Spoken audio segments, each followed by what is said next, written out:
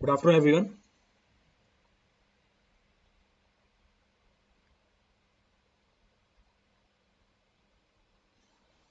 Is audio video clear for all? Audio video clear है सबके लिए? Audio video is clear. चलिए continue करते हैं. कल कहाँ तक डिस्कस किया था हमने? We have started. कल भी क्लास बीच में बंद हो गई थी आधे घंटे बाद ही. आज भी ये यूट्यूब में इशू ही आ रहा था, कनेक्ट ही नहीं हो रहा था. So what ever is the case, कल हम डिस्कस कर रहे थे पार्टिकल साइज डिस्ट्रीब्यूशन एनालिसिस को. In particle size distribution analysis, we have discussed the first method, sieve analysis. We were discussing second method, sedimentation analysis. Sedimentation analysis में हमने ये discuss किया था कि ये बेस्ड है स्टोक्स लॉ के ऊपर. ये बेस्ड था स्टोक्स लॉ के ऊपर. हमने स्टोक्स लॉ की अजम्पशन देखी थी. हमने स्टोक्स लॉ की लिमिटेशन देखी. We have talked about the assumptions of Stokes law. We have talked about the limitations of Stokes law.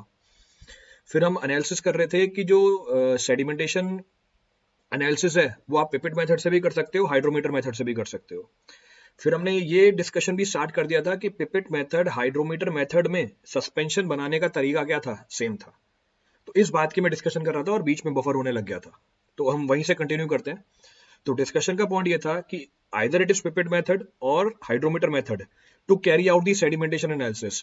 चाहे पिपेट मेथड हो चाहे हाइड्रोमीटर मेथड हो, सेडिमेंटेशन एनालिसिस को करने के लिए दोनों में सस्पेंशन बनाने का तरीका सेम रहेगा. तो डिस्कस में पहले कर लेता हूं, उसके बाद में मेंशन करके भी दे दूंगा आपको.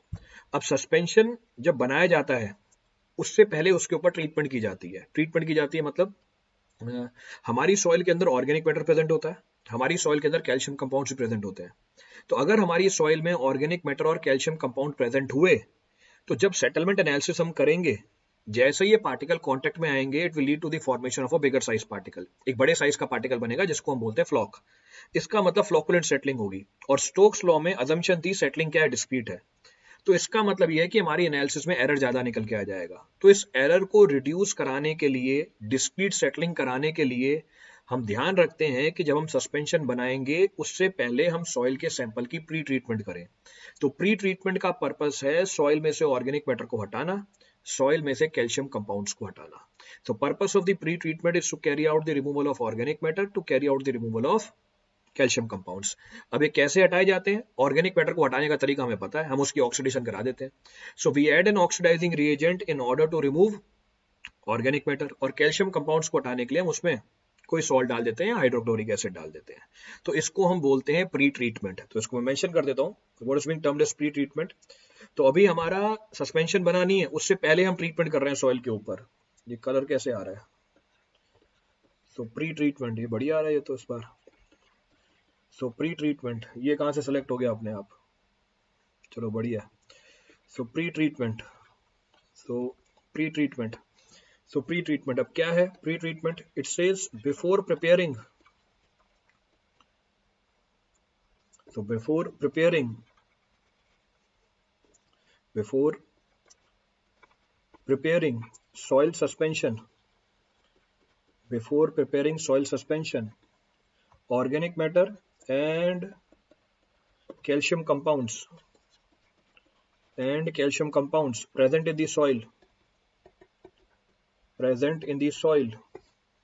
are removed, to avoid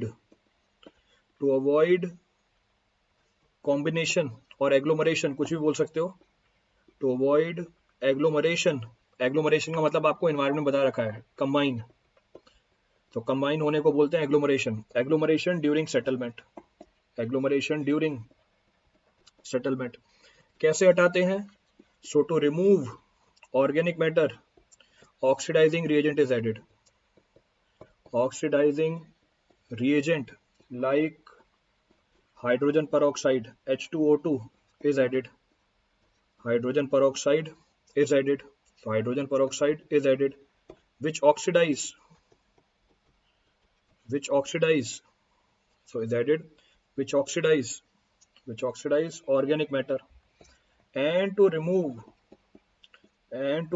calcium compounds. 0.2 normal hydrochloric acid is used. So hydrochloric acid is used. ऐसा करने से कैल्शियम क्लोराइड बन जाती है. तो पहला पॉइंट क्या लिखा? अच्छा है, तो पहला पॉइंट क्या लिखा? प्री ट्रीटमेंट का मतलब क्या होता है? प्री ट्रीटमेंट का मतलब होता है सस्पेंशन बनाने से पहले की ट्रीटमेंट। एम क्या है? ऑर्गेनिक मैटर को हटाना, कैल्शियम कंपाउंड्स को हटाना। क्यों हटाना?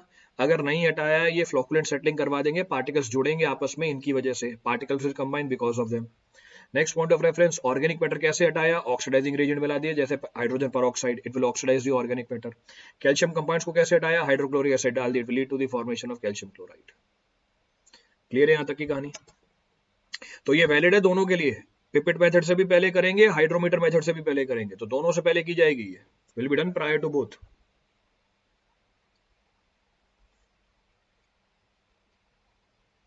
क्लियर है यहां तक की एनालिसिस?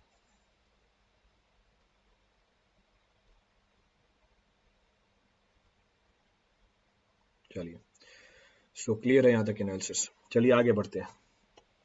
आगे बढ़ते हैं। तो ये तो हमारा प्री ट्रीटमेंट हो गया। प्री ट्रीटमेंट हो गया, अब हमारा है दूसरा पॉइंट। दूसरा point of reference, pre treatment हो गया, next page. Second point, preparing. Next point of reference is preparing of soil suspension. So preparing of soil suspension.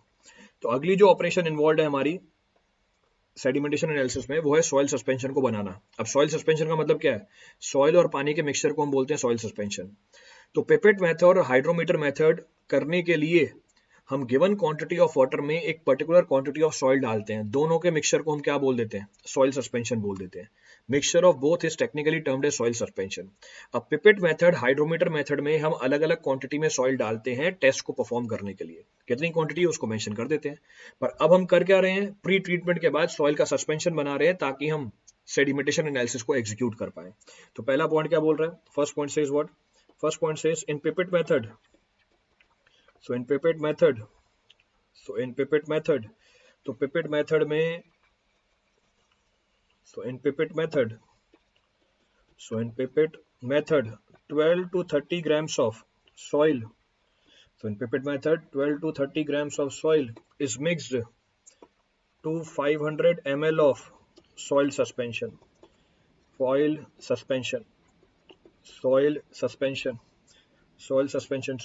का मतलब टोटल वॉल्यूम है ये, soil suspension, so it is the total volume. And in hydrometer method 24 to 60 grams of soil is mixed to 1000 ml of soil suspension. तो ध्यान रखना ये total volume है, ये अलग अलग वॉल्यूम नहीं है दोनों के, तो इस चीज को रेफर करना है आपको। Take proper care of this. तो कैसे बनाई सॉइल सस्पेंशन? सॉइल सस्पेंशन बनाने के लिए हमने एक कंटेनर लिया, कंटेनर में हमने 12 से 30 ग्राम सॉइल डाली पिपेट मेथड के अंदर और फिर पानी मिलाते गए। तो इसका मतलब सॉलिड का वॉल्यूम भी है और पानी का वॉल्यूम भी है। जब टोटल वॉल्यूम 500 ml हो जाए, हम अपनी सस्पेंशन बनाने की प्रोसेस को रोक देंगे। इसका मतलब पिपेट मेथड में total volume of soil suspension मतलब volume of solid plus volume of water will be 500 ml। But in case of hydrometer method total volume of soil suspension will be 1000 ml। तो ये 1000 ml किसका volume है? 1000 ml is the volume of soil solid and water. तो इसका मतलब ये है कि हाइड्रोमीटर में सॉलिड और पानी दोनों डबल होते हैं, तो सस्पेंशन का वॉल्यूम में क्या निकल के आता है? डबल निकल के आता है। क्लियर है चीज? तो ये तो हमारा सॉइल सस्पेंशन बना। तो हमने सस्पेंशन बनाने से पहले ट्रीटमेंट करी, नाम क्या रखा? Pre treatment. फिर सस्पेंशन बनाया, अब सस्पेंशन बनाने के बाद दोबारा ट्रीटमेंट की जाती है, इसको बोलते हैं पोस्ट ट्रीटमेंट। क्या एम है पोस्ट ट्रीटमेंट का? जब हमने सॉइल सस्पेंशन बना दिया, अब इसमें सॉइल के पार्टिकल सेटल करेंगे। कौन से सॉइल के पार्टिकल सेटल करेंगे? फाइन ग्रेन्ड पार्टिकल, क्ले और सिल्ट। क्ले और सिल्ट खुद कोहेसिव सॉइल है। इसका मतलब ये हुआ कि जब क्ले और सिल्ट के पार्टिकल सेटल करेंगे, क्योंकि इनमें खुद में कोहेजन है, सेटलमेंट के टाइम पे अगर ये कांटेक्ट में आए, it will lead to the flocculent settling, particle आपस में जुड़ जाएंगे और बड़ा पार्टिकल बनाएंगे। इसका मतलब डिफरेंस है प्री ट्रीटमेंट और पोस्ट ट्रीटमेंट में। कैसे डिफरेंस है? प्री ट्रीटमेंट का एम था ऑर्गेनिक मैटर को हटाना, कैल्शियम कंपाउंड्स को हटाना, ताकि वो पार्टिकल्स को जुड़े नहीं दे। उनको हटा दिया, उनके हटने के बाद भी सॉइल के एग्लोमरेशन के चांसेस हैं, क्योंकि सॉइल खुद क्या है? कोहेसिव नेचर की है। तो इसका मतलब ये है, मेरे को अब इस कोहेसिव नेचर वाली सॉइल को आपस में नहीं जुड़वाना। नहीं जुड़वाने के लिए हम ट्रीटमेंट करते हैं सस्पेंशन के ऊपर, इसीलिए इसका नाम रखा हुआ है हमने पोस्ट ट्रीटमेंट, क्योंकि ये सस्पेंशन बनाने के बाद किया आपने। So this treatment is being done after the preparation of suspension, thereby it is termed as post treatment. Aim क्या है? जो क्ले और सिल्ट के पार्टिकल हैं उसको सेटलमेंट के टाइम पे जुड़ने नहीं देना. अब कैसे करते हैं? सस्पेंशन के अंदर हम डीफ्लोकुलेटिंग रिएजेंट बना देते हैं. हमने एनवायरमेंट में डिस्कस किया हुआ है फ्लोकुलेटिंग रिएजेंट. फ्लोकुलेटिंग रिएजेंट मतलब जो फ्लॉक बनाए. कौन बनवाता है फ्लॉक? कोगुलेंट फ्लॉक बनवाता है. So coagulant leads to the formation of flocs. तो फिर डीफ्लोकुलेटिंग रिएजेंट क्या करेगा? It will avoid the formation of the flocs, और अगर फ्लॉक बन जाएंगे तो उसको ब्रेक भी कर देगा. तो वो प्रोसेस जिसमें हम डीफ्लोकुलेटिंग रिएजेंट डालें सॉइल सस्पेंशन के अंदर, इसको हम बोल देते हैं पोस्ट ट्रीटमेंट. इसको टेक्निकली बोला जाता है पोस्ट ट्रीटमेंट. तो पोस्ट ट्रीटमेंट क्या है? It says after preparing, it says after preparing the soil suspension. So after preparing the soil suspension, दिख रहा है यहाँ पे? हाँ दिख रहा है. So after preparing the soil suspension, dispersing reagent, so dispersing reagent or deflocculating reagent is added to avoid the agglomeration, of fine grained soil. Avoid to agglomeration of fine grained soil.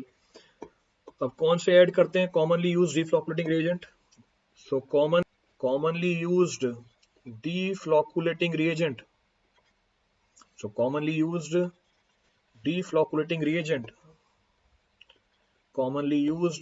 deflocculating reagent.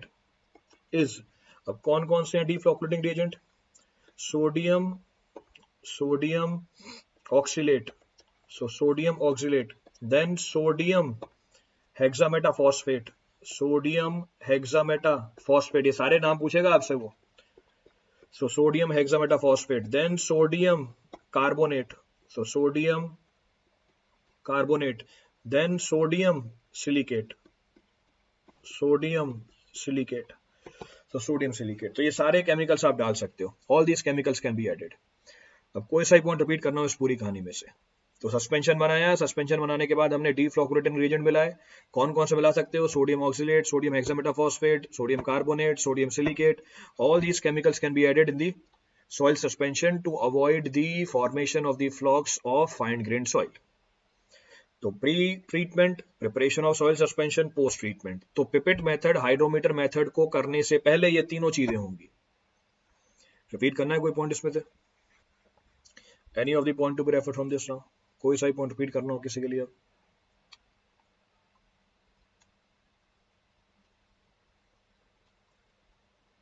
Clear है पूरी story?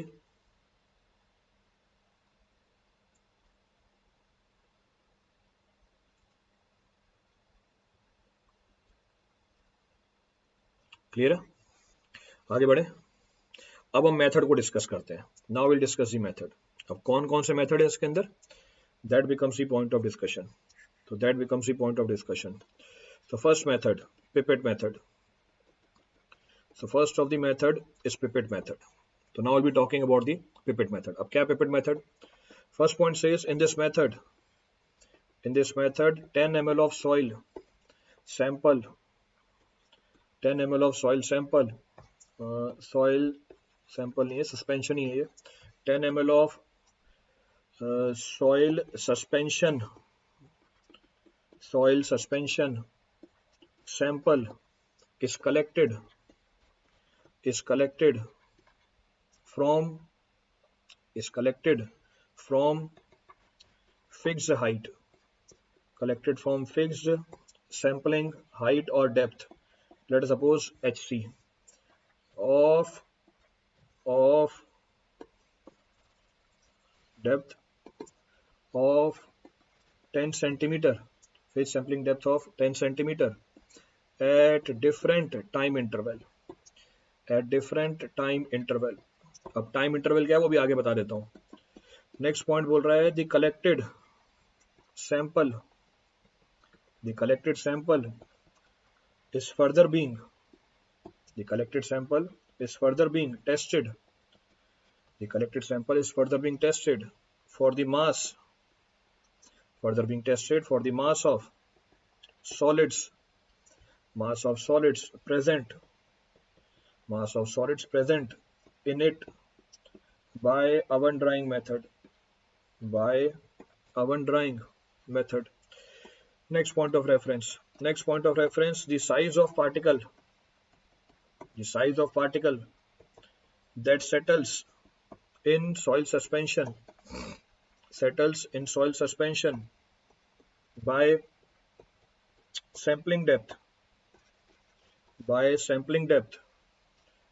So by sampling depth HE in time t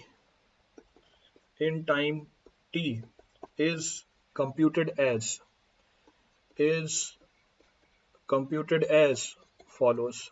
Stokes law apply करेंगे तो settling velocity is equal to g - 1 gamma w d square by 18 mu. This is equal to sampling depth he by t. यहाँ से हम particle की size निकाल सकते हैं. Rearrange किया तो sampling depth is equal to 18 mu divide by g - 1 gamma w into he by t. आगे लिखा हुआ है कांस्टेंट, इसको हमने कांस्टेंट बना के he बाय t बोल दिया. कांस्टेंट की वैल्यू कितनी है? 18 mu upon g - 1 gamma w. एक चीज और बतानी है, टाइम जिस पे हम सैंपल कलेक्ट करते हैं 1, 2, 4, 8, 15, 30 मिनट्स. 1, 2, 4, 8, 16, 24 आवर्स. चलिए यहां तक की कहानी देखते हैं. Refer the entire story that we have mentioned. तो हमने प्री सस्पेंशन पोस्ट सस्पेंशन में जो ट्रीटमेंट किए वो देख लिए, सस्पेंशन कैसे बनाया जाता है वो देख लिया. अब पिपेट मेथड में क्या करते हैं? Pipette method consist of a pipette. अब मुझे कोई बताएगा पिपेट क्या होती है?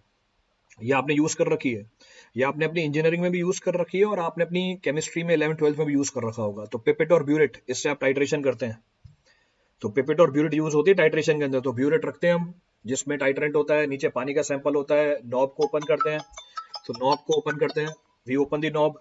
जैसे नॉब ओपन करते हैं, जो ब्यूरेट में हमारा सैंपल है वो गिरता है पानी के अंदर. अब फर्क बस ये होता है कि पिपेट क्या होती है. पिपेट एक ट्यूब होती है जिसका वॉल्यूम होता है 10 ml का. पिपेट एक ट्यूब होती है जिसका वॉल्यूम होता है 10 ml का. इसका काम होता है सैंपल को कलेक्ट करना. तो इसके ऊपर बल्ब लगी होती है. जैसे बल्ब को प्रेस करते हो नेगेटिव प्रेशर क्रिएट होता है. तो जैसे बल्ब को प्रेस करते हो नेगेटिव प्रेशर क्रिएट होता है. आप इस पिपेट को डालते हो सैंपल के अंदर, जैसे उसको रिलीज करते हो, because of that negative pressure जो भी सैंपल आप कलेक्ट करना चाहते हो वो उसके अंदर आ जाती है. तो पिपेट का पर्पस क्या होता है? सैंपल को कलेक्ट करना. The purpose of the pipette is to collect the sample. Clear है? अब क्योंकि पिपेट का वॉल्यूम है 10 ml, तो 10 ml का सैंपल कलेक्ट हो जाएगा. तो पहले तो बस मैंने यही बताया पिपेट क्या होती है, what is being termed as pipette. अब करते क्या है इस पिपेट मेथड के अंदर? What do we do in this pipette method? इस पिपेट मेथड के अंदर हम 10 ml का सॉइल सस्पेंशन सैंपल कलेक्ट करते हैं from a fixed sampling depth. इसका मतलब सैंपलिंग डेप्थ हमने फिक्स कर रखी है from a fixed sampling depth. इस बात को समझने के लिए रेफर दिस. ये हमारा सॉइल सस्पेंशन है. वॉल्यूम कितनी है इसकी? What the volume? ये जो सॉइल सस्पेंशन है इसकी वॉल्यूम कितनी है हमारी?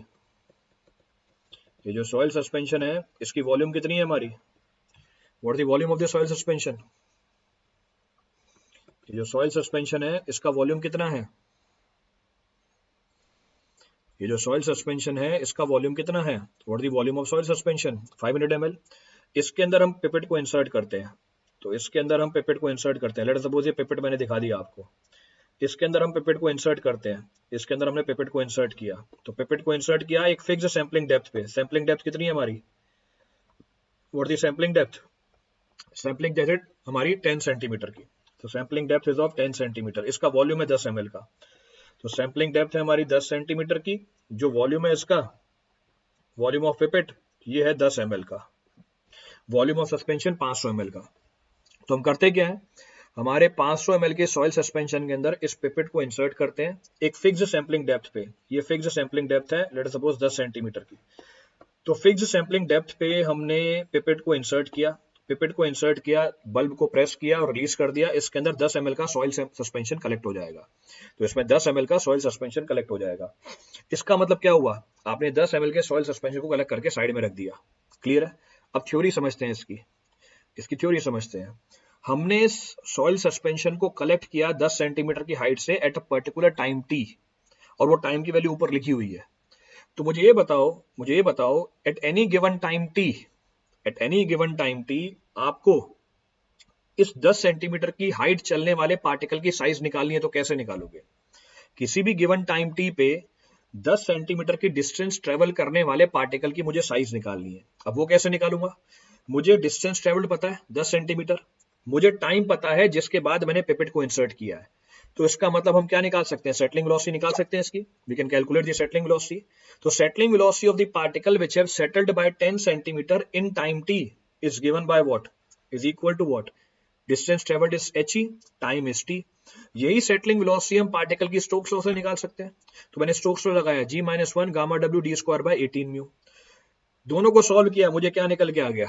मुझे ये निकल के आ गया कि पार्टिकल की साइज कितनी है जो he दूरी चला इन टाइम t। इसका मतलब इस रिलेशनशिप से मैं कैलकुलेट कर सकता हूं किस साइज का पार्टिकल he डिस्टेंस चल गया है टाइम t पे। मुझे जरा ये बताओ, ये जो साइज निकल के आई है ये मैक्सिमम साइज ऑफ पार्टिकल है जो he डिस्टेंस चला टाइम t में, या मिनिमम साइज ऑफ पार्टिकल है जो he डिस्टेंस चला टाइम t पे? It's the maximum size of the particle which has travelled he distance in time t, और minimum size of the particle which has travelled he distance in time t। ये जो size निकल के आई है ये maximum है या मिनिमम है उस पार्टिकल की जो he डिस्टेंस चला है टाइम t के अंदर? बस ये चीज बता दो आप मुझे। It's the maximum size of the particle और minimum size of the particle. ये मैक्सिमम साइज होगी या मिनिमम साइज होगी? साथ में रीजन दे देना, give me the reason along with that.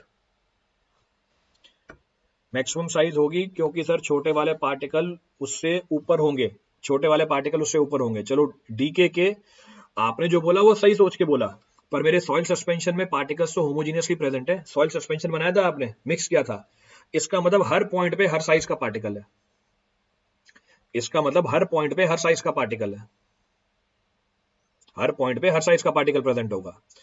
तो इसका मतलब जो पार्टिकल he डिस्टेंस चला है टाइम t पे, उसकी जो वैल्यू आपने स्टोक्स लॉ से निकाली है वो मैक्सिमम साइज ही पार्टिकल देगा। It will give you the maximum size of the particle. पर मुझे ये बताओ सैंपलिंग डेप्थ he पे जो साइज आपने निकाली, क्या उससे बड़े साइज के पार्टिकल होंगे क्या? जो सैंपलिंग डेप्थ he पे आपने t टाइम बाद साइज निकाली स्टोक्स लॉ से, क्या बड़े साइज के पार्टिकल होंगे क्या उसमें?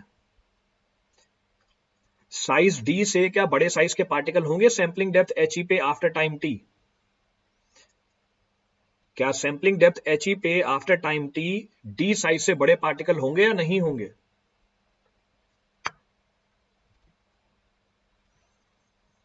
गायब हो गए सब। सैंपलिंग डेप्थ he पे t टाइम के बाद d साइज से बड़े पार्टिकल नहीं होंगे, d ही मैक्सिमम साइज का पार्टिकल होगा।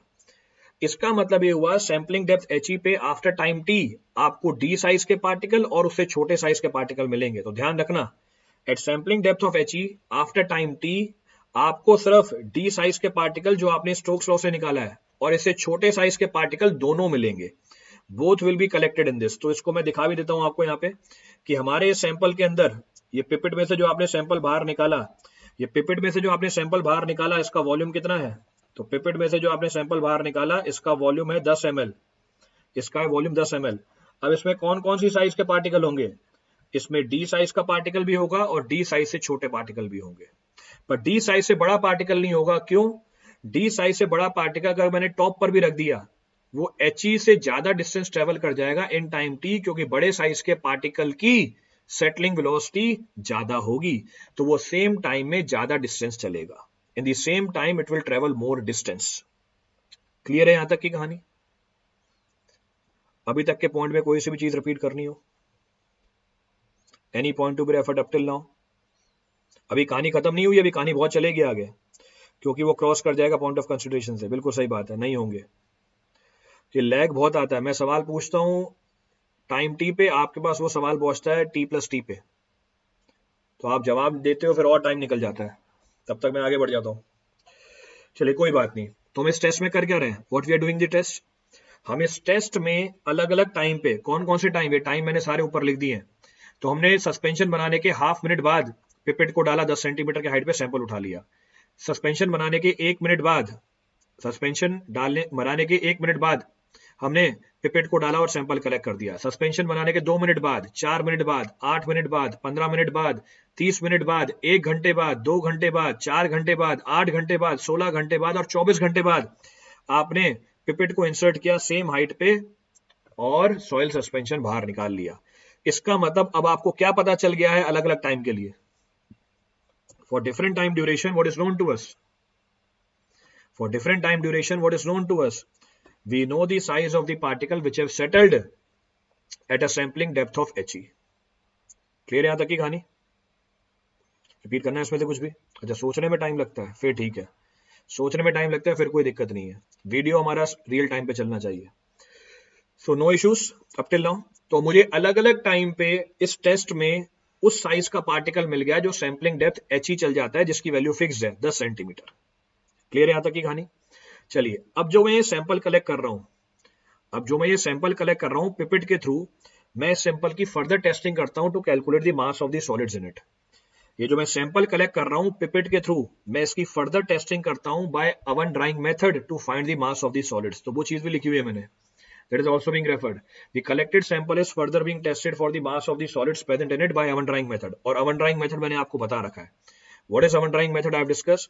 ये 10 ml के सैंपल को हम क्या करेंगे? कलेक्ट करेंगे, एक डिश में रख देंगे, इसका टोटल मास निकाल लेंगे हम। We'll calculate the total mass. फिर क्या करेंगे? Then what we'll do? हम इसको ओवन में रखेंगे, पूरे पानी को वेपराइज करा देंगे, फिर क्या बचेगा? बस कंटेनर बचेगा और ड्राई सॉइल बचेगी। तो कंटेनर बचेगा, ड्राई सॉइल बचेगी। तो मुझे कंटेनर का मास पता है, कंटेनर प्लस ड्राई सॉइल का मास पता है, दोनों को हटाओगे क्या मिलेगा? ड्राई सॉइल का मास मिल जाएगा। ड्राई सॉइल का मास मतलब मास ऑफ सॉलिड। तो इसका मतलब क्या पता चल गया मुझे? अब ध्यान से देखना है, मैं थोड़ा दिमाग लगाना पड़ेगा। इसका मतलब मुझे क्या पता चल गया? मुझे अलग अलग टाइम पे कौन कौन से टाइम है मेरे को? अलग अलग टाइम पे T1, T2, T3, T4 और Tn, मैंने इन सबकी वैल्यू आपको बता रखी है। अलग अलग टाइम पे मुझे साइज ऑफ पार्टिकल पता चल गई जो सेटल हो गए by distance of what? By distance of 10 centimetre. तो अलग अलग टाइम पे मुझे पार्टिकल की साइज पता चल गई जो सेटल कर गए at a distance of 10 centimetre. और मुझे ये भी पता चल गया कि इस टाइम टी पे D1 साइज और D1 साइज से छोटे पार्टिकल्स का मास क्या है?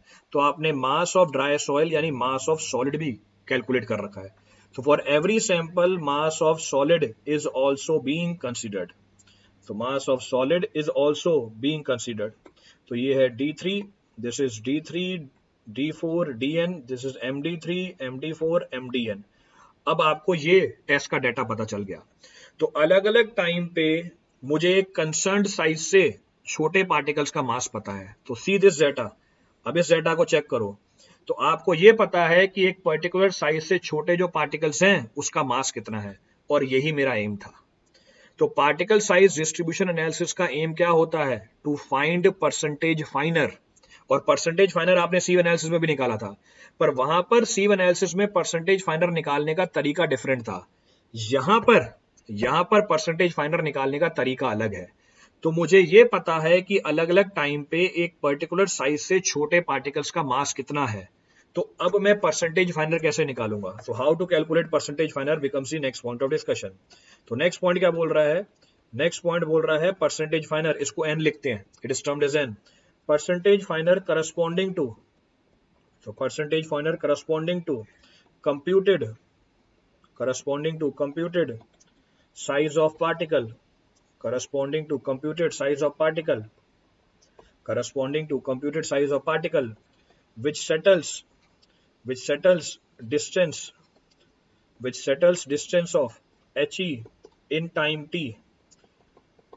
So percentage फाइनर corresponding to the computed size of particle which settles the distance He in time t is given by अब कैसे निकालूं percentage फाइनर?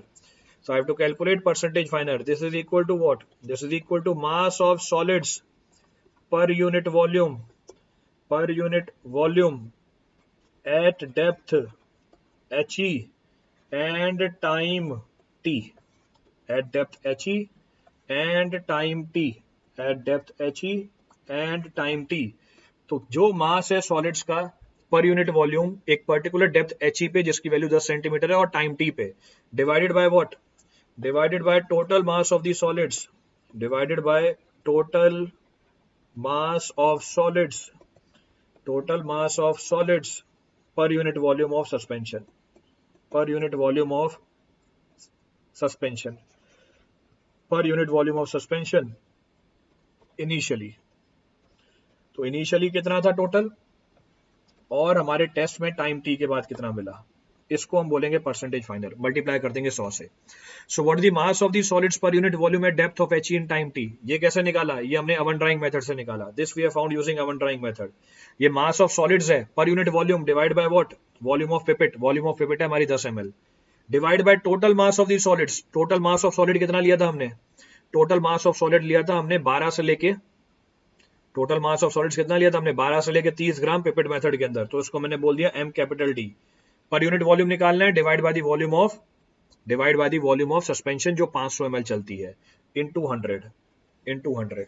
This is percentage final. इसका मतलब अब हमारे टेस्ट में क्या क्या कैलकुलेट होता गया, हमारे टेस्ट में ये परसेंटेज फाइनल भी कैलकुलेट होती गई और इसके करस्पॉन्डिंग जो साइज है वो भी कैलकुलेट होती गई. और यही चीज हमने एनालाइज किया था सीव एनालिसिस में. The same thing was being analyzed in sieve analysis. अब मैं सारी चीज को क्लब करके बता रहा हूं. बॉटम लाइन, बॉटम लाइन क्या है पूरे टेस्ट की, आपको ये पता है कि D1 साइज से छोटे, आपको ये पता है D1 साइज से छोटे कितने परसेंट पार्टिकल है, आपको ये भी पता है D2 साइज से छोटे कितने परसेंट पार्टिकल है, आपको ये भी पता है D3 साइज से छोटे कितने परसेंट पार्टिकल है, आपको ये भी पता है D4 साइज से छोटे कितने परसेंट पार्टिकल है. It means for every size of the particle you know percentage final. आपको हर एक साइज के पार्टिकल के लिए परसेंटेज फाइनल की वैल्यू नोन है. क्लियर है पूरी कहानी. अभी तक की स्टोरी में कोई सा ही पॉइंट रिपीट करना हो, any of the point to be referred from this up till now.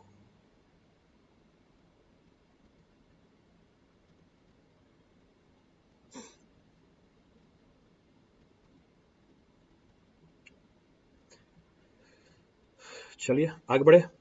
अब एक छोटा सा एरर है इसके अंदर, छोटा सा एरर है, वो एरर आप खुद बताओगे. आपने जो ये सैंपल कलेक्ट किया था, आपने जो 10 ml का सैंपल कलेक्ट किया था, आपने जो अफेक्टिव डेप्थ वेरियस टाइम पे फिक्स होगा क्या, ये लो जरा ये चेक करना. आपने सवाल पूछा है, कम से कम 6 या 7 बार रिपीट किया मैंने इस चीज को. तो रोशन सैनी कम से कम 6 या 7 बार रिपीट किया मैंने इस चीज को.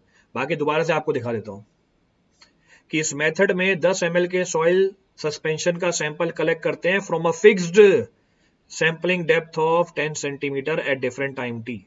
अब इस 6 और 7 बार बताने के बाद, एक बार लिखने के बाद, क्या कोई चीज है जो अनक्लियर है? मैंने कम से कम 6 या 7 बार रिपीट किया था इस चीज को. इनफैक्ट पहला पॉइंट ये लिखा हुआ है, इस टॉपिक का पहला पॉइंट ये लिखा हुआ था.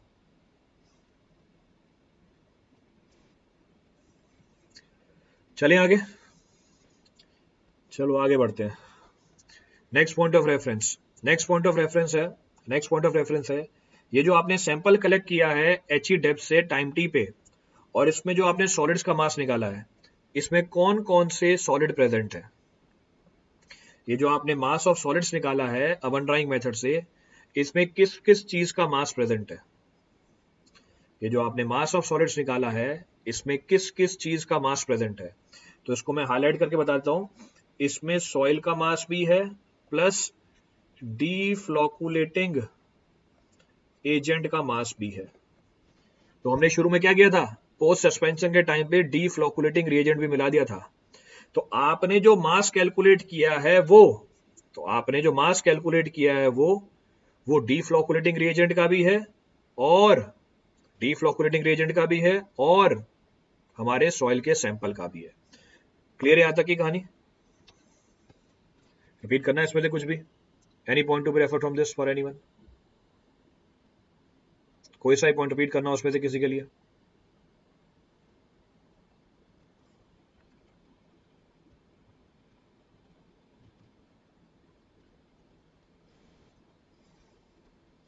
एक मिनट रुकना, मेरा नेट बंद हो गया फोन में,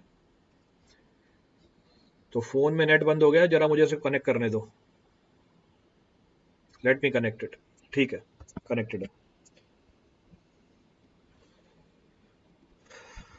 ठीक है, कनेक्टेड है। क्लियर है ये कहानी? इसका मतलब इस पूरी एनालिसिस में एक एरर है। क्या एरर है? आपको ये जो परसेंटेज फाइनल मिली है, एक्चुअल से ज्यादा मिली है, कम मिली है? आपको ये जो परसेंटेज फाइनल मिली, एक्चुअल से ज्यादा मिली है, कम मिली है? ये एमडी में मास ऑफ सॉइल सॉलिड भी है, मास ऑफ सॉइल सॉलिड भी है, और डीफ्लोकुलेटिंग रिएजेंट भी है। This is mass of soil solid, so mass of soil solid plus deflocculating reagent, तो डीफ्लोकुलेटिंग एजेंट। तो हमने जो परसेंटेज फाइनल निकाल लिया, ये एक्चुअल से क्या है? ये एक्चुअल से ज्यादा है, तो इस पे करेक्शन लगाया जाता है। अब इस पे करेक्शन कैसे लगाया जाता है, वो करेक्शन की एनालिसिस कर लेते हैं। तो ये करेक्शन क्या बोल रहा है?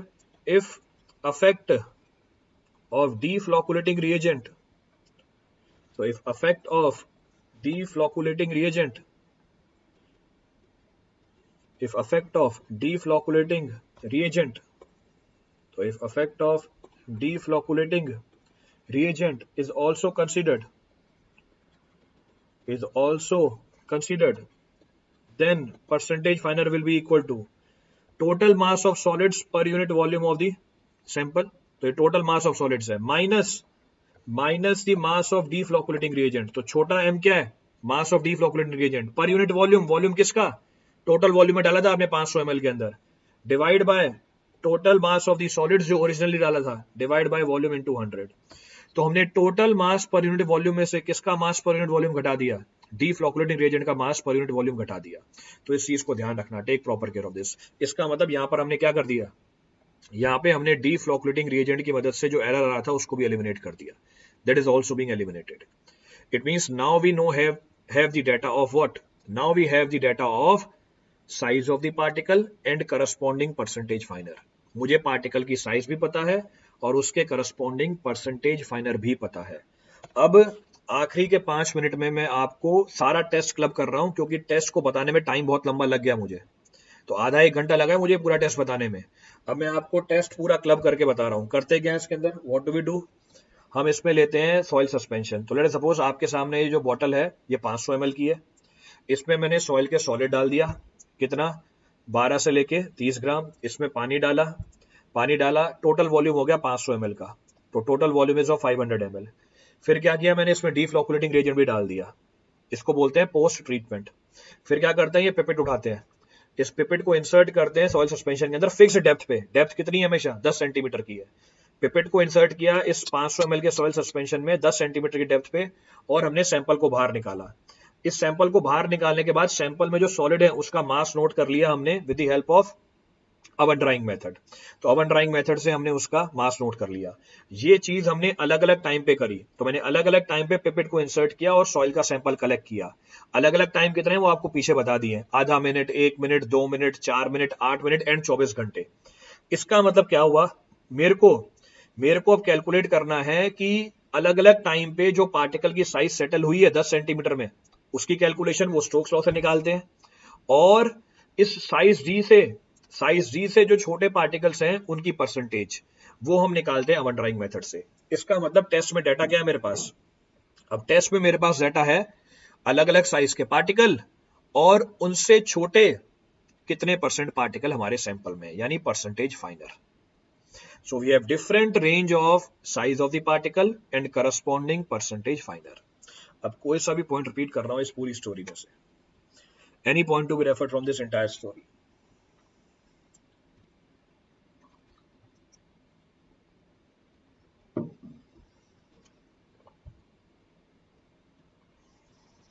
क्लियर है पूरी कहानी?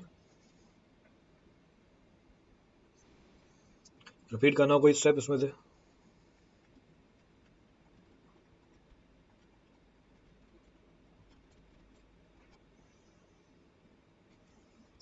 तो ये पहला तरीका है, it's the first method of sedimentation analysis.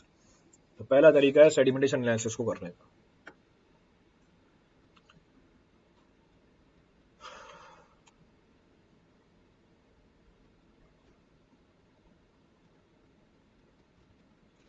Clear है पूरी स्टोरी?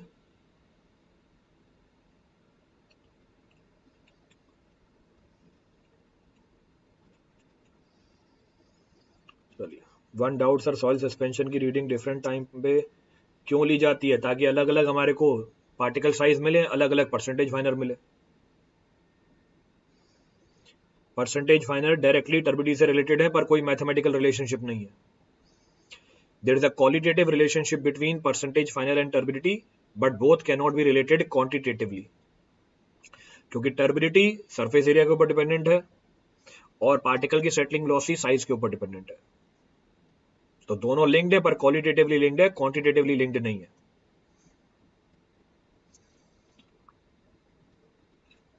क्लियर है? आगे बढ़ते हैं अब। तो ये तो पहला तरीका हो गया हमारा, this is the first method of sedimentation analysis. अब अगला तरीका उठाते हैं, second method known as hydrometer method. तो second of the method is hydrometer method.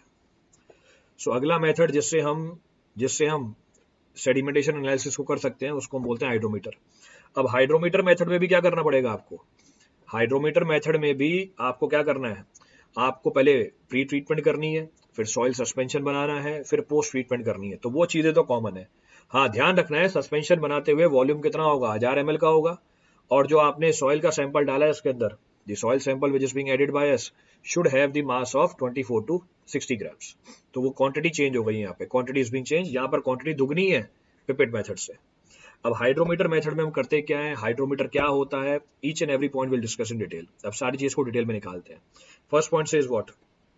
पहला पॉइंट क्या बोल रहा है? पहला पॉइंट बोल रहा है hydrometer is a device, hydrometer is a device which is used for measurement of which is used for the measurement of which is used for the measurement of specific gravity, which is used for the measurement of specific gravity of the suspension, specific gravity of the suspension, specific gravity of the suspension. In our case soil suspension, हमारे case में क्या है? soil suspension है। so in our case it is soil suspension। Next point क्या बोल रहा है? Next point बोल रहा है reading of the hydrometer. So next point says reading of hydrometer. So next point says reading of the hydrometer unlike normal scale, unlike normal scale increases downward, क्या मतलब है इस बात का? देखते हैं आगे। Next point says for simplicity in understanding,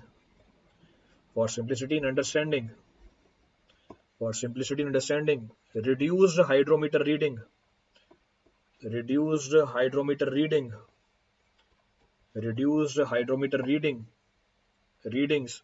are marked on it, तो ये सारी प्रॉपर्टीज हैं। पहले एक बार प्रॉपर्टीज लिख देता हूँ, फिर आगे एक्सप्लेन कर देता हूँ मैं। नेक्स्ट पॉइंट क्या बोल रहा है? नेक्स्ट पॉइंट बोल रहा है volume of the hydrometer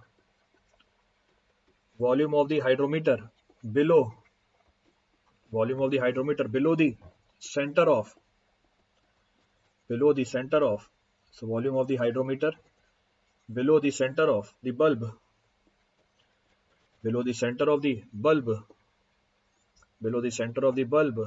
is approximately 50% of total volume, 50% of total volume। अब यहां तक कि मैंने बेसिक जानकारी लिखी है हाइड्रोमीटर की। अब हाइड्रोमीटर क्या होता है उसको समझते हैं। Let me draw hydrometer for you, क्योंकि मैं डायग्राम पिक्चर तो शेयर नहीं कर पाऊंगा, यहाँ पे यूट्यूब पे शेयर नहीं होती पिक्चर। तो अगर मैं इसका डायग्राम बना के दिखाऊं कि हाइड्रोमीटर होता क्या है, मैं फ्री हैंड से बना रहा हूं तो परफेक्टली नहीं बनेगा। I am drawing with the free hand, तो परफेक्ट चीज नहीं दिखेगी, पर फिर भी बात समझ में आ जाएगी आपको। You will be able to understand the entire story. तो हाइड्रोमीटर कुछ इस तरीके से मिलेगा। So this is how the hydrometer appears. तो कुछ इस तरीके से दिखता है हमें hydrometer. So this is the hydrometer, ये हाइड्रोमीटर है हमारा। सो नीचे मेटल होता है, it is heavy metal. So नीचे हैवी मेटल लगा रखा है। ये हमारा बल्ब है, this is the bulb. So this is the bulb, bulb की हाइट, आधी height, centre of the bulb. So this is the centre of the bulb. तो एक बार मैं डायग्राम बना लूं, फिर सारी चीजें समझा देता हूं। तो इसको बल्ब बोला जाता है, सो दिस इज द बल्ब, ये स्टेम है, तो दिस इज स्टेम, ये स्टेम है। फिर हमारे पास है रिड्यूस्ड हाइड्रोमीटर रीडिंग और हमारे पास है डेंसिटी। तो रिड्यूस्ड हाइड्रोमीटर रीडिंग और डेंसिटी, ये ऊपर स्केल बनी हुई है स्टेम के ऊपर। तो स्टेम के ऊपर स्केल बनी हुई है 0.995, 1.000, 1.0, 1.010, so 1.010, 1.015, 1.020. So this is -5, this is 0, this is 1, this is 10, this is 15, this is 15, this is 20. चलिए यहाँ तक की कहानी मेंशन कर दी मैंने। Up till here the story I have mentioned. अब आगे समझने की कोशिश करते हैं है क्या पूरी कहानी। What is the entire story available here. तो एक एक करके सारे पॉइंट को डिस्कस करेंगे। Will discuss all the points in detail. तो चेक करो पूरी स्टोरी को। पहला पॉइंट क्या है? पहला पॉइंट है हाइड्रोमीटर एक डिवाइस है जो स्पेसिफिक ग्रेविटी या डेंसिटी को मेजर करने के लिए हम यूज करते हैं। सो हाइड्रोमीटर इज अ डिवाइस। अरे भाई रुक तो जाओ, अभी स्टार्ट किया नहीं है, पहले से डाउट आ जाते हैं। 5 महीने हो गए पढ़ाते पढ़ाते, अभी तक ये बात समझ में नहीं आई। थोड़ी शांति रखा करो, सारी चीजें कवर हो जाएंगी। So first point of reference, और अब से तो ये स्टार्ट कर दूंगा, जो पूछोगे वो बल्कि नहीं बताऊंगा, अगर बताना भी होगा तो वो मुझे पहले खत्म तो होने दो। क्या मेरी बात खत्म हो गई है? पहले से डाउट आ गया, अभी एक लाइन लिखी है सर, उल्टी क्यों है? So first point of reference, hydrometer क्या है? हाइड्रोमीटर एक डिवाइस है जो किसी भी सस्पेंशन की डेंसिटी या किसी भी सस्पेंशन की स्पेसिफिक ग्रेविटी मेजर करने के लिए हम यूज करते हैं। तो it is a device which is used to measure the density और specific gravity of any suspension. हमारा सस्पेंशन कौन सा चल रहा है अभी? हमारा सस्पेंशन चल रहा है सॉइल सस्पेंशन। तो हम सॉइल सस्पेंशन की स्पेसिफिक ग्रेविटी या डेंसिटी को मेजर करेंगे with the device known as hydrometer. अब अगर आपको मैं और एग्जांपल दूं जो प्रैक्टिकली यूज होते हैं डे टू डे लाइफ में, ये जो हाइड्रोमीटर है डे टू डे लाइफ में आपको यूज होता मिलेगा। हम तो लैब में यूज कर रहे हैं, तो इंजीनियर यूज कर रहा है, आपको दिखेगी नहीं वो चीज डे टू डे लाइफ में। इसको हर एक दूध वाला यूज करता है, हर एक मिठाई वाला यूज करता है। तो हम हाइड्रोमीटर को यूज करते हैं मिल्क की डेंसिटी मेजर करने में, क्योंकि डेंसिटी एक इंडिकेटर है प्योरिटी ऑफ मिल्क का। तो प्योर मिल्क की एक डेंसिटी होती है फिक्स्ड, प्योर मिल्क की आपको एक फिक्स डेंसिटी मिलेगी। अगर आप उसमें पानी मिला दोगे उसकी डेंसिटी चेंज हो जाएगी। तो जो मिठाई वाले होते हैं पहले दूध खरीदते हैं, वो दूध खरीदते हैं और फिर मिठाई बनाते हैं। तो पहले वो चेक करते हैं क्या इस मिल्क की प्योरिटी जितनी होनी चाहिए उतनी है या नहीं। कैसे? इनडायरेक्टली डेंसिटी को मेजर करके। और डेंसिटी को कैसे मेजर करते हैं? With the help of the device known as hydrometer. तो एक प्रैक्टिकल एप्लीकेशन दी है जो आपको डे टू डे लाइफ में मिलेगी। बाकी हमारा जो सस्पेंशन है वो कौन सा है? हमारा सस्पेंशन है सॉइल सस्पेंशन। तो पहली बात तो मैंने ये लिखी। दूसरी बात क्या लिखी? दूसरी बात ये लिखी कि हाइड्रोमीटर में जो रीडिंग है, unlike your normal scale, unlike जो नॉर्मल स्केल है, ये बढ़ती है डाउनवर्ड डायरेक्शन में। नॉर्मल स्केल में रीडिंग बढ़ती है ऊपर, तो नॉर्मल स्केल में रीडिंग बढ़ती है ऊपर, हाइड्रोमीटर की रीडिंग बढ़ती है नीचे। अब हाइड्रोमीटर की रीडिंग नीचे बढ़ती है, ऐसा क्यों किया हमने? वो भी समझ सकते हैं, that can also be understood. Hydrometer density कैसे बताता है हमें? तो हाइड्रोमीटर को हमें यूज करना है किसी भी सस्पेंशन की डेंसिटी बताने के लिए। हम करते क्या? What do we do? हम वो सस्पेंशन उठाते हैं, मैं जनरल बात कर रहा हूं, अभी सॉइल की बात ही नहीं कर रहा। हम वो सस्पेंशन उठाते हैं, इस सस्पेंशन के अंदर हाइड्रोमीटर को इंसर्ट कर देते हैं, इस सस्पेंशन के अंदर हाइड्रोमीटर को इंसर्ट कर देते हैं। तो जिस भी सस्पेंशन की आपको डेंसिटी निकालनी है या स्पेसिफिक ग्रेविटी निकालनी है, उसमें आपने हाइड्रोमीटर को इंसर्ट कर दिया। In that hydrometer is inserted. तो आपको डायरेक्टली क्या मिलता है? जहां तक भी पानी का लेवल आया, वो हमारी क्या होगी? वो हमारी डेंसिटी होगी। वो डेंसिटी होगी किसकी? सस्पेंशन की। अब ये बताओ कि जो हमारा सॉइल सस्पेंशन है, जो मैंने सॉइल सस्पेंशन बनाया, सॉइल सस्पेंशन बनाने के लिए सॉइल मिलाई और उसको मिक्स किया। T इक्वल टू 0 पे हमारे सॉइल सस्पेंशन की डेंसिटी मैक्सिमम होगी या मिनिमम होगी? T इक्वल टू 0 पे हमारे सॉइल सस्पेंशन की डेंसिटी मैक्सिमम होगी या मिनिमम होगी? At T equal to 0, density of the soil suspension will be maximum or minimum? T equals to 0 पे soil suspension की density maximum होगी या minimum होगी? It will come out to be maximum, क्योंकि उस समय सारे सॉलिड के पार्टिकल सस्पेंशन में होंगे। तो सॉइल सस्पेंशन की डेंसिटी किससे मिलकर बनी है? पानी की डेंसिटी और सॉलिड की डेंसिटी। क्योंकि T इक्वल टू 0 पे सारे सॉलिड सस्पेंशन में है, कोई सेटलमेंट नहीं हुई है, आपको सस्पेंशन की डेंसिटी सबसे ज्यादा मिलेगी। अब जैसे जैसे टाइम बढ़ता जाएगा सॉलिड सेटल करता जाएगा, जैसे जैसे टाइम बढ़ता जाएगा सॉलिड सेटल करता जाएगा। अगर सॉलिड सेटल कर रहा है हमारे कंटेनर में, जो सस्पेंशन बचा इसकी डेंसिटी पहले से बढ़ जाएगी या कम हो जाएगी? जैसे जैसे टाइम बढ़ेगा सॉलिड सेटल करता जाएगा, अब जो सस्पेंशन बचा इसकी डेंसिटी पहले से ज्यादा निकल के आएगी या कम निकल के आएगी? Its density will come out to be more than the earlier और लेस देन द अर्लियर। तो टाइम के बढ़ने के साथ डेंसिटी क्या होती जा रही है? तो टाइम के बढ़ने के साथ डेंसिटी क्या होती जा रही है?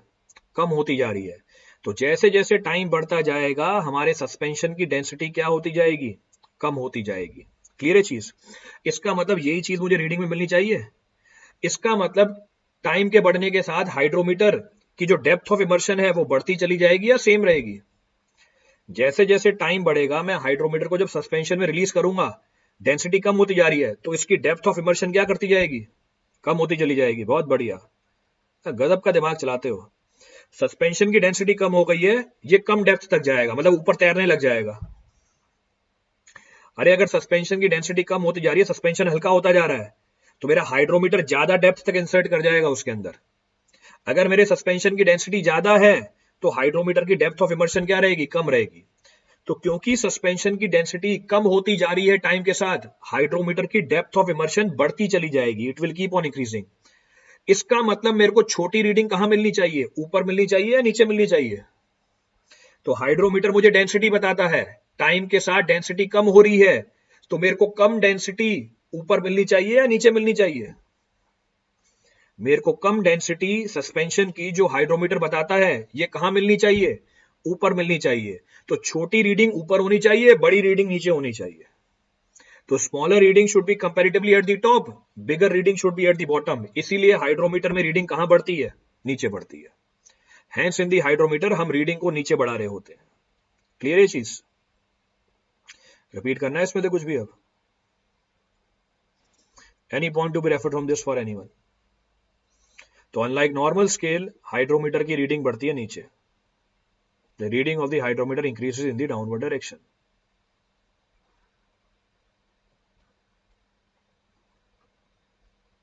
क्लियर है पूरी कहानी? चलिए आगे बढ़ते हैं। Next point of reference. Next point of reference क्या बोल रहा है? हाइड्रोमीटर में नीचे हैवी मेटल प्रोवाइड किया जाता है। हाइड्रोमीटर में नीचे हैवी मेटल प्रोवाइड किया जाता है, जिसका काम क्या होता है? हाइड्रोमीटर को स्टेबिलिटी प्रोवाइड करना। तो purpose of giving the heavy metal at the bottom of the hydrometer is to impart stability to the hydrometer, कि जब मैं हाइड्रोमीटर को इंसर्ट करूं ये गिर नहीं जाए सस्पेंशन के अंदर, ये इसको स्टेबिलिटी प्रोवाइड करता है। Next point of reference, hydrometer की प्रॉपर्टी है, क्या प्रॉपर्टी है? कि बल्ब के सेंटर के नीचे जो वॉल्यूम होता है हाइड्रोमीटर का, ये 50% ऑफ टोटल वॉल्यूम होता है। तो आप ये बोल सकते हो this volume is 50% of the total volume. तो हाइट सेम नहीं मिलेगी आपको, height will not B same, पर जो वॉल्यूम होगा हमारे सेंटर ऑफ बल्ब से नीचे, ये 50% ऑफ टोटल वॉल्यूम होता है। So volume of the hydrometer below the centre of the bulb is 50% of the total volume. Clear है यहां तक की कहानी? रिपीट करना है इस पे कुछ भी? Any point to be refer from this for anyone? कोई सा भी पॉइंट रिपीट करना उसमें से किसी के लिए?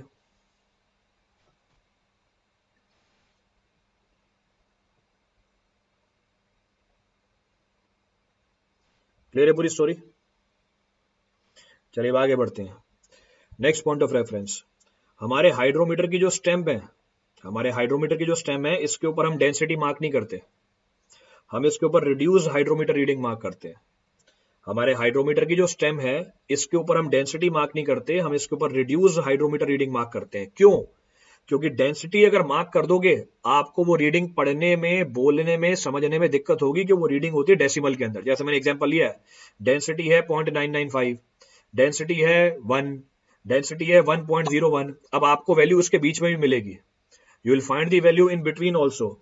जैसे आपको वैल्यू मिलेगी, यहां पर वैल्यू मिलेगी 1.012, अब आप पढ़ोगे 1.012, आपको दिखेगा ही नहीं 1.012, you will not be able to read it, you will not be able to report it, आप उसको रिपोर्ट नहीं कर पाओगे। तो इस चीज से बचने के लिए, हमारी प्रोसेस को सिंप्लीफाई करने के लिए, हम हाइड्रोमीटर के स्टेम के ऊपर डेंसिटी नहीं बता के रिड्यूस हाइड्रोमीटर रीडिंग बताते हैं।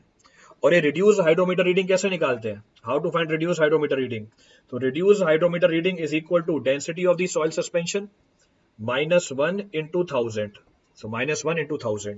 इस बात को समझने के लिए एग्जांपल लेता हूं। अगर मेरी डेंसिटी 1 है, मैं 1 नहीं लिखूंगा यहाँ पे, मैं क्या लिखूंगा स्टेम के ऊपर, मैं लिखूंगा 1 माइनस 1 0 इंटू 1000, तो मैं लिखूंगा 0। अगर मेरी डेंसिटी है 1.010 सस्पेंशन की, मैं 1.010 नहीं लिखूंगा, मैं क्या लिखूंगा 1.010 minus 1 into 1000 will come out to be 10।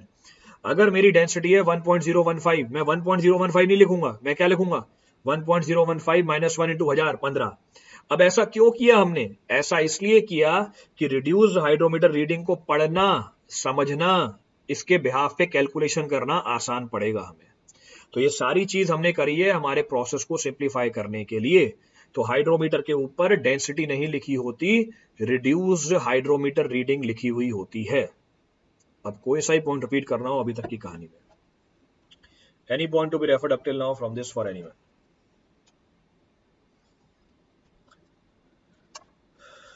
Clear है पूरी स्टोरी?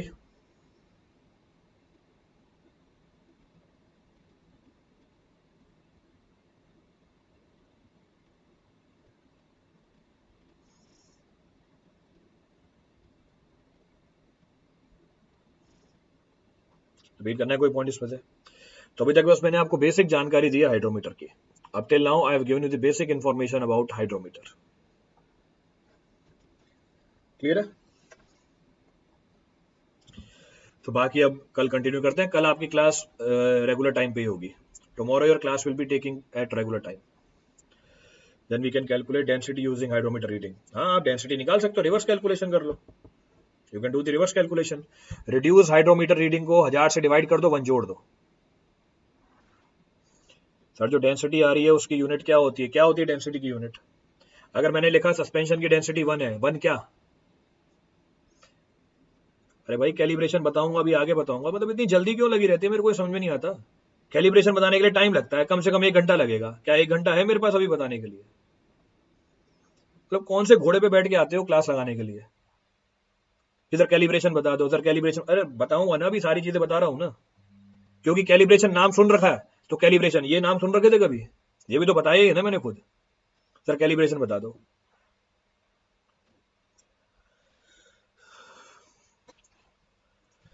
चलिए बाकी कल करते हैं, कल क्लास आपकी नॉर्मल टाइम पे ही होगी। Rest will continue tomorrow.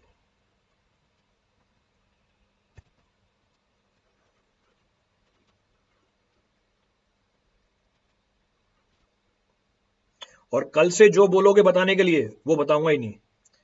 तो अपने जितने भी दोस्त सारे पढ़ने के लिए उनको बता देना पहले ये कि कल से जो चीज बोलोगे बताने के लिए वो नहीं बताऊंगा। तो कल से जो भी चीज बोलोगे, कल से लेके जो भी सब्जेक्ट पढ़ाऊंगा आगे, उसमें जो बोलोगे बताने के लिए वो बिल्कुल नहीं बताऊंगा, उसके अलावा बाकी सब कुछ बता दूंगा।